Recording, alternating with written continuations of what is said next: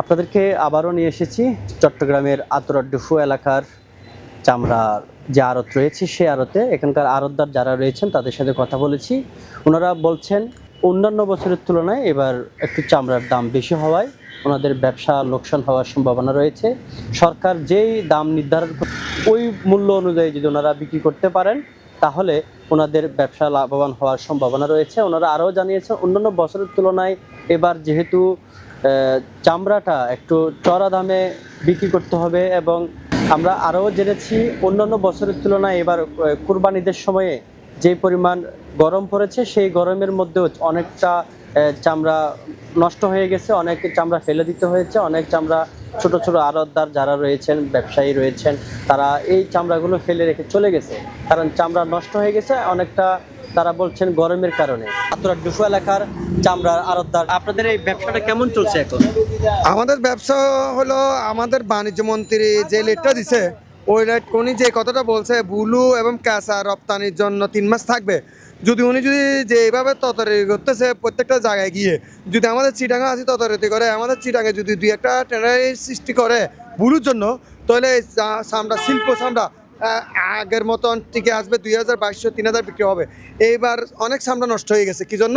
আজ আওয়ামী লীগের সিন্ডিকেটরা সব জায়গায় বসে আছে, আওয়ামী লীগের সিন্ডিকেট সব জায়গায় বসে আছে, সেই জন্য চামড়া নষ্ট করছে। নাহলে আজকে চামড়া নষ্ট হইতো না। নষ্ট হওয়ার কারণ হয়েছে ওদিক দিয়ে। আর টেন্ডারে হেমায়িত টেন্ডারগুলি আছে ওগুলি আপনার সরাসর এজেন্ট, ওদের সিন্ডিকেট ভাঙতে হবে, তাহলে আর চামড়া সুবল আসবে, চামড়া ফুসবে না। একটা চামড়া যদি 2000-4000 টাকা হয় তাহলে চামড়াটাও কেউ নষ্ট করবে না, 4000 টাকা নষ্ট হয়ে যাবে, সেজন্য ওইটা নিয়ে টানাটানি করবে। 3বার প্রধানমন্ত্রী যখন ছিল তখন আমরা চামড়া বিক্রি করছি 500 টাকা, 3000-4000 টাকা। এখন বর্তমান চামড়া 300-200। এই দামের কমের জন্য এই মাদ্রাসার ছাত্ররা গ্রামে গ্রামে গিয়ে সল খুঁজতে হচ্ছে। আগে কোনোদিন বাড়িতে গিয়ে সল খুঁজতে হয়নি, ধান খুঁজতে হয় নাই। এই চামড়ার মূল কারণ সৈরাসর আওয়ামী লীগে চামড়া ধ্বংস করে দিচ্ছে। আমাদের একটা সোনালি আসল পাটকে ধ্বংস করছে, বর্তমান চামড়া ধ্বংস মুখে নিয়ে যাচ্ছে। আমি 2 বছর চামড়া কিনি নাই, এই বছর কিনছি শুধু বাণিজ্য উপদেষ্টার, উনি একজন চামড়া ব্যবসায়ী, ওনার কথার উপর ভিত্তি করে আমি চামড়া কিনলাম 3000 পিস, নাহলে আমিও চামড়া কিনতাম না। দেশের সম্পদ রক্ষা করছে, আমি চামড়া রাস্তার উপর রাখছি, মানুষ কান্নাকাটি করতেছে, চামড়া ফেলে চলে যাচ্ছে, চামড়া নষ্ট হচ্ছে। সেটা দেখি আমি রাত্রে 10টা থেকে আমি চামড়া কিনা ধরছি, নাহলে আমি চামড়া ব্যবসা করি না। আমি উমা সম্মানের ব্যবসা করি, সাতকলতার ব্যবসা করি, আমি চামড়া ব্যবসা করি না। এই কারণে দেশের সম্পদ রক্ষা করলাম আমি। আজকে রাস্তার মধ্যে সব চামড়া আমার। 3000 আমি চামড়া কিনছি, মানুষকে বাঁচাই নিছি। 3000 বাঁচাইছি, অনেক মানুষকে বাঁচাইছি আমি, নাহলে ওরা কান্না করতো। রাস্তায় মানুষ কান্না করছে, চামড়া ফেলে চলে গেছে। ওরা হালাত করছে, মানুষ থেকে খুঁজে নিছে টাকা, মানুষ থেকে আত্মীয় থেকে নিছে, ওনারা আনি বেচতে পারে নাই। তাই ওনারা তো বাড়িতে মানুষ থেকে লাভ বাদ দিয়ে কুমোতে নিতে পারে নাই, গাড়ি ভাড়া তো নিতে পারে নাই। তো মানুষরা তো অনেক কষ্টতে আছে। তো সেই জন্য সরকার এই এবং বর্তমান ডক্টর ইউনূস এবং বর্তমান উপদেষ্টা যদি এখন থেকে চামড়া নিয়ে মাথা ঠিক করে তাহলে ঠিক হবে। আর সামনে সরকার আসলে চামড়ার প্রতি যেন আকর্ষণ থাকে, দৃষ্টি থাকে, ওই হেমায়ত সিন্ডিকেট ভাঙতে হবে। সরকার এবার যেই মূল্যটা নির্ধারণ করেছে সেই মূল্য অনুযায়ী আপনারা যদি বিক্রি করতে পারেন তাহলে আপনাদের লাভ হবে না? তাহলে যে সরকারে যে লেট দিছে ওই লেটে দিলে আমাদের যদি লাভ হয়, আগামী বছর দেখবেন যে চামড়া ব্যবসায়ীরা অনেক বেড়ে যাবে, অনেক বেড়ে যাবে। যেহেতু বাণিজ্য উপদেষ্টা যে কথা বলে কথার সাথে কাজে মিল আছে। বাণিজ্য উপদেষ্টা ওই সিন্ডিকেটের সাথে বসে নাই, ওদের সাথে বসে রেট দেয় নাই, ওনার নিজে লেট দিছে। উনি রেট দিয়ে এখন বর্তমানে উনি ওরা বাংলাদেশে তদারকি করতেছে চামড়ার বিষয় নিয়ে। উনি যদি ওইরকম থাকে তাহলে যদি সবাই যদি চামড়া কিছু না কিছু লাভ হয়, কিছু পেটে পরে ক্যাশ টাকা করতে পারে, আগামী বছর দেখবেন 1 পিস চামড়া ফুসবে না। এটা আমার বক্তব্য, এটা আমার কথা। আমাদের প্রয়োজনের জায়গার প্রয়োজন। আর বিশেষ লবণও তো আমরা নিজে কিনি, আমাদের কোনো সরকারে আর্থিক সাহায্য করে না, কোনো আমাদের লোন দেয় না ব্যাংকে। ট্রেনারিওয়ালাদেরকে লোন দেয়, ট্রেনারিওয়ালারা ওই সরকার থেকে ইনসেপটিভ পাই, আমরা কোনো কিছু পাই না সরকার থেকে। তারপরে আমাদেরকে চাপাচাপি করে, আমরাই বাঁচাই, আমরা দেশের সম্পদ রক্ষা করি, ওরা রক্ষা করে, আমাদের খবর থাকে না। আমরা সব কিছু করি, তাহলে আমাদের খবর থাকে না। তাহলে এবার বাণিজ্য মন্ত্রী ট্রেনারি অ্যাসোসিয়েশনের সাথে কথা বলে নাই, ওদের সাথে ডিল করতেছে না, কাঁচাবিহারির সাথে, মহারাজের সাথে ডিল করতেছে। ওইটাই ওর সিদ্ধান্তটাই সঠিক। ও যদি এখন থেকে মাথা নিয়ে চিটাঙে যদি 2-4টা টেন্ডারে বসায় যে ব্লু করতে পারে, ব্লু করে লাগতে পারে, মানুষ সামনে যেন নষ্ট না হয়, ব্লু করে লাগতে পারে, ওরকম যদি ব্যবস্থা করে 3-4টা ফ্যাক্টরি করে দেখানে তাহলে আরও ভালো হবে।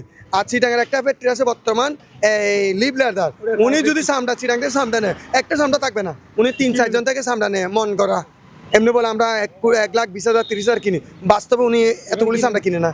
চামড়া শিল্পকে বাঁচিয়ে রাখার জন্য সরকারের কি কি উদ্যোগ নেওয়া প্রয়োজন? চামড়া শিল্প বাঁচায় রাখার যদি লাগতে চাই ওই সিন্ডিকেট ভাঙতে হবে। বর্তমান টেন্ডার অ্যাসোসিয়েশনের যে সিন্ডিকেট অ্যাসোসিয়েশনের কমিটি আছে ওই কমিটিটা ভাঙতে হবে এবং বুলু এবং কাঁচা বেচতে অনুমতি থাকতে হবে। ওই বিএনপির আমল ছিল বুলু বেচা, ওইটা যদি আসে এক চামড়া 4,000 3,000 বিক্রি হবে। আর চট্টগ্রামে যদি 2-3টা ফ্যাক্টরি করে দেয় শুধু ব্লু করে মালটা, আমরা ব্লু করে যদি সরকার আমাদেরকে কেমিক্যাল দিবে, এই ফ্যাক্টরি দিবে, আমরা কস্টিং খরচ দিয়ে আমরা ব্লু করে যদি আমার সামটাটা রাখতে পারি, বছরের পর বছর লাগতে পারবো, তাহলে আমাদের লস যাবে না, আমরা ক্যাশ পাইলে বিক্রি করবো, নইলে আমাদের মালটা থাকবে। ওইটা থাকলে চামড়া শিল্প বাঁচবে। সরকারকে ওই যদি হোয়াইটগুলি বেচতে পারলে ভালো, যদি কাঁচা বেচতে পারে আরও ভালো, লবণ দশ আমরা যদি বাইরে বেচতে পারে অল্প দামে, তাহলে দেশটাতে আমাদের খুব লাভবান হবে ভাই। আমার জন্য না, সাধারণ জনগণ যেগুলো কষ্ট করে নিয়ে আসছে ওরা পাইলো, আমরা কিছু পেলাম। অতএব এটা নিয়ে খুব গুরুত্বপূর্ণ দেখার দরকার সরকারকে। এটা শুধু মুখের কথা বললে হবে না, এখানে কোটি কোটি টাকা চামড়া ফালানো গেছে। চামড়া নিয়ে প্রতিবার শুধু হেনস্ত হইতে হচ্ছে, যত দিন যাচ্ছে তত চামড়া কি ফালাই দিতে হয়েছে। ট্রাক এখান থেকেই আধা মাইল ট্রাক চামড়া, আমাদের লবণ তো জায়গা নেই, আমরা মাল ফালাই দিচ্ছি। আমরা 2,000-1,000 টার্গেট লবণ দেয় 1,000 দিচ্ছি, কেউ কষ্ট পায় লবণ দিচ্ছি। ইউনুস ভাই এগুলো লবণ দিচ্ছি কোথায়? মেন রোডে জায়গা নেই। যদি জায়গা থাকতো তো আমার মতো আর ভাইগুলো লবণ দিতে পারতো। আমি যখন দিচ্ছি 1,000, তা আমার মতো আরও 200 জন লবণ দিতে পারতো, তাহলে মালগুলো টিকে যেত। একটা মাল হোয়াইট বলে ফিনিশ করে অনেক টাকা বেচা, সেটা খেয়াল করতে হবে না? অন্যান্য বছরের তুলনায় এবার কি আপনারা ব্যবসা করে লাভবান হতে পারবেন মনে করছেন? যদি দাম যেভাবে দিছে এভাবে যদি হয় তাহলে আগামীতে আরও বেশি লবণ দিতে হবে। আর যদি না হয় পছনের পছনের যেটা দেখছেন এবার দেখবেন তার থেকে দ্বিগুণ হয়ে দামটা ঠিক মতো থাক, নগদ টাকা থাক, যে কোনো দামে সরকারকে আমরা মাল দিতে পারবো। ইন্ডিয়া কখনো মাল যায় না, এইখানকার মাল এখানে দিতে পারবো। ইন্ডিয়া কে মাল নেয়? ইন্ডিয়া মাল নিলে তো আমাদের ভাগ্য, নিয়ে তো কাঁচা লবণ দিয়ে মাল বেচবো আমরা। কোনো মাদেশে লবণ দেয় নেই। এখন এক ভাই বললো ভাই লবণটা আমার থেকে আছে, এত অবস্থা নেবেন, অথচ আমরা লবণ দেওয়ার জন্য মাল কিনতে পারিনি। আমাদেরকে লবণ না দিয়ে দিছে কাকে? মাদেশের লবণ ওরা খাবে, ওরা বেশি ফেলছে, ওরা মাল লবণ দিবে দিবে না। আপনাদের এখন মনে হচ্ছে যে মাদ্রাসা লবণগুলো বাইরে বিক্রি করে দিছে, যেগুলো সরকার দিছে, যেগুলো সব বিক্রি করছে। এই যে সৈনিক মাদ্রাসা, উনি তো আরেকজনকে হলা করে দিয়েছে লবণ বিক্রি, ওটা তো লবণ দেয় না। লবণ দেয় যারা এখানে কাজ করে, চামড়া শিল্প আছে, তারাই তো মাল লবণ দেয় রে ভাই। তাদের কথাই না আপনারা ইয়া করবেন। আর আপনাদের সরকার কি দরকার? লবণ দেওয়ার দরকার। আপনি টেনারি শিল্প ঠিক রাখেন, কাঁচা চামড়া অতি তাড়াতাড়ি তুলে নেন, কাঁচা চামড়ার বিক্রি ভালো হোক, তারপরে না আমাদের আগামীতে আরও প্ল্যান নেব। আমাদেরকে এখানে সরকার টাকা দেওয়ার দরকার আছে? আমরা নিজে খাটিমুটি যেটা করে দিতে পারবো এইটাই। সরকার কি দরকার ছিল? আমাদেরকে লবণ দেওয়ার দরকার, ওই মাদ্রাসা লবণ দেওয়ার দরকার। সরকার টাকা বেশি দিয়েছে, ওই ওখানে দিয়েছে, ওরা খেয়ে ফেলছে। দর্শক, আপনারা তো অনেক কিছু শুনেছেন, ওনাদের অনেক ক্ষতির কথা ওনারা উল্লেখ করেছেন। চামড়ার ব্যবসার মধ্যে তাদের যে ক্ষতি হয়, ক্ষতির কথাটুকু তুলে ধরেছেন। সরকার মহোদয় যদি চেষ্টা করেন, ওনাদের পক্ষে দাঁড়ান, তারা ওনারা প্রতি বছরই এই ব্যবসাটা করে লাভবান হতে পারবেন বলে মনে করছেন। ইনশাল্লাহ কোরবানির দিন সবাই আরাধ্যার ব্যবসায়ী ব্যাপারীরা সুষ্ঠুভাবে চামড়া সংরক্ষণ করে রাখছে।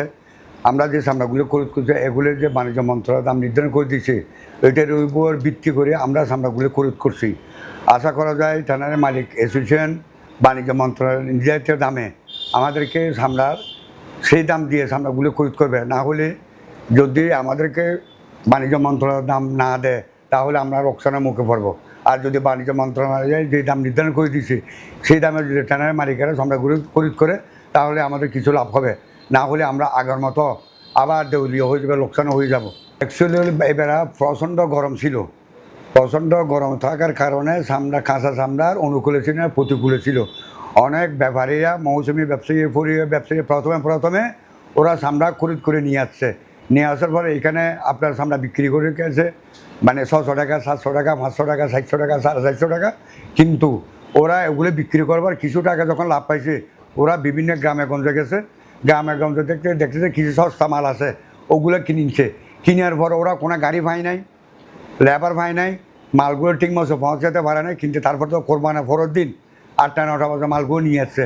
মালগুলো নিয়ে আসার কারণে মালগুলো নিয়ে আসার কারণে গুণগত মান নষ্ট হয়ে গেছে। গুণগত মান নষ্ট হওয়ার পরে এই চামড়াগুলো কেউ 250 টাকা মূল্যে, কেউ 300 টাকা মানে ওরা বিক্রি করতে পারে না। কিছু চামড়া নষ্ট হয়েছে, কিন্তু আমাদের এই আড়তদার ব্যবসায়ী ভাইয়েরা যারা 4,000 চামড়া নেয়, এও 5,000 নিচ্ছে। যেমন আমি 5,000 চামড়া নিই, আমিও 7,000 চামড়া নিছি, কিন্তু আমার চামড়া একটাও নষ্ট হয় নাই। অত কিছু চামড়া বিক্রি না করার কারণে, প্রচণ্ড তাপের কারণে চামড়াগুলো নষ্ট হয়েছে। এটা আমাদের দোষ না, এটা অত প্রাকৃতিক দোষ, মানে এটা গরমের বেশি কারণে নষ্ট হয়ে গেছে।